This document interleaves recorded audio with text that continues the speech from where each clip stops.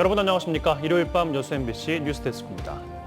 오늘 전남 동부권에선 한 명의 코로나19 확진자가 발생했습니다. 전라남도는 오늘 고흥에서 한 명이 코로나19 확진 판정을 받았고 대구에서 확진자와 접촉한 뒤 자가격리하던 도중 확진돼 지역 내 동선은 없다고 밝혔습니다.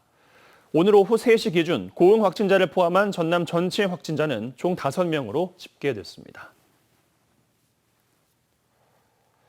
지난 6일 여수의 요트 정박장에서 고등학생이 현장 실습을 하다 숨진 사고와 관련해 교육청이 공동조사를 벌일 예정입니다. 교육청은 최근 전남교육청과 함께 사망사고 공동조사단을 구성해 수사기관과 노동청 조사와는 별개로 현장 실습 안전 확보를 위한 후속 조치를 마련하겠다고 밝혔습니다. 관계기관은 숨진 고등학생 A군이 현장 실습 계획서에 담겨있지 않은 잠수 작업을 하게 된 경위를 조사하고 있습니다. 순천시가 추진하고 있는 연양뜰 개발 사업이 진통을 겪고 있습니다. 우여곡절 끝에 정부 승인을 받았지만 아파트 등 주택 건립에 대한 반발이 이어지면서 시의회에서 관련 절차가 진행되지 않고 있습니다. 문영철 기자입니다. 순천만 국가정원과 인접한 48만 제곱미터 규모의 연양뜰입니다. 순천시는 이곳을 체류형 관광 거점으로 조성하겠다며 사업비 2,500여억 원이 투입되는 도시개발 사업을 추진해왔고 지난 8월에 정부의 투자 심사를 통과하기도 했습니다.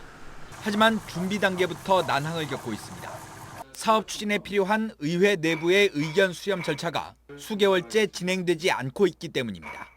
순천시의 개발 계획에 반대하는 의원들은 당초 콘도와 펜션 등이 들어설 부지를 아파트를 비롯한 주택용지로 변경한 것은 수용할 수 없다는 입장. 특히 전면에 나서 문제를 제기한 허유인 의장은 관련 안건을 상임위원회에 배정하지 않으며 사업계획의 전면 재검토를 요구하고 있습니다. 여기는 미래산업특구 그리고 국가정원과 연계하는 어문흥 관광부지로 이런 급사력의 땅에 아파트를 짓는 것은 아니다.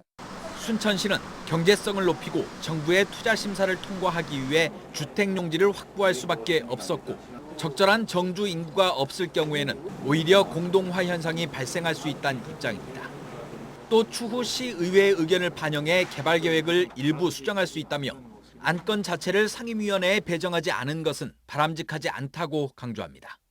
사업이 지연되면 지연될수록 토지 보상가도 문제일 것이고 토지 소유자들 입장에서는 2016년도부터 사유권 재산 제한을 했던 것도 또 문제가 되는 것이고 순천시는 이달 임시회에서 의견 수렴 절차가 진행될 수 있도록 시의회에 다시 한번 협조를 구하겠다는 입장이지만 허유인 의장은 다음 주 상임위원회에 출석해 의원들을 상대로 연양뜰 개발 계획의 문제점을 직접 설명하겠다고 밝혀 합의점을 찾는 데는 적지 않은 시간이 걸릴 것으로 보입니다. MBC 뉴스 문형철입니다. 오늘 오전 4시 40분쯤 고흥 녹동항의 암벽 계단에서 미끄러져 바다에 빠진 40대 낚시객이 해경에 구조됐습니다. 해경은 낚시 활동 중 해상에 추락하는 안전사고가 늘고 있다며 낚시 활동 시 구명조끼를 꼭 착용해달라고 당부했습니다. 농촌마을 학교들은 해마다 학생 수가 줄어들어 상당수가 존폐 위기에 놓여 있습니다. 인근 학교와 통합을 해도 해결되지 않자 초등학교와 중학교처럼 급이 다른 학교를 통합하는 방안도 추진되고 있습니다. 김한수 기자가 취재했습니다. 무안의 한 농촌마을 초등학교. 4학년 수업이 한창입니다. 학생 수는 고작 7명. 체육시간 단체 구기 종목을 하려 해도 나머지 학년까지 모두 모여야 가능합니다. 인근의 2개 초등학교와 통합 당시 100여 명이던 전교생이 10년 새 3분의 1로 줄었습니다. 작년에 9명이었는데 한 명은 임자로 가고 한 명은 남학 행복초로 가서 이제 7명이 됐어요. 3개 반에 35명이 다니는 인근의 중학교도 같은 고민입니다. 학생이 줄어 지은 지 50년이 넘은 학교 건물을 신축할 수도 없습니다. 통폐합 대상으로 분류된 이 두 학교는 오늘 2025년부터 한 학교로 통합 운영됩니다. 학부모님, 지역민을 대상으로 설명회를 몇 차례 거치고 9년간 교육과정을 연기할 수 있는 방안 때문에 저희들이 이렇게 긍정적인 반응을 보여주셨습니다. 오늘 2023년까지 장흥, 완도, 광양 등 전남 5개 지역 12개 초중학교가 이 같은 방식으로 통합됩니다. 초중교육과정인 9년 동안 한 곳으로 통학하면서 체육관 등 학교 시설을 공유하고 협력 수업도 시도할 예정입니다. 통합으로 남게 되는 학교 부지와 건물은 지역민들과 협의를 통해 마을 공공시설물로 활용할 방침입니다. 올 초부터 미래형 통합운영학교를 본격적으로 추진하였고 지난 8월 신청받은 결과 5개 지역 6개 학교를 통합 운영학교로 새롭게 선정하였습니다. 전남 지역 초중고 학생 수는 20년 전과 비교했을 때 절반 수준. 미래형 통합 운영이 존폐 위기에 내몰린 전남 학교에 대안이 될 수 있을지 기대됩니다. MBC 뉴스 김한수입니다.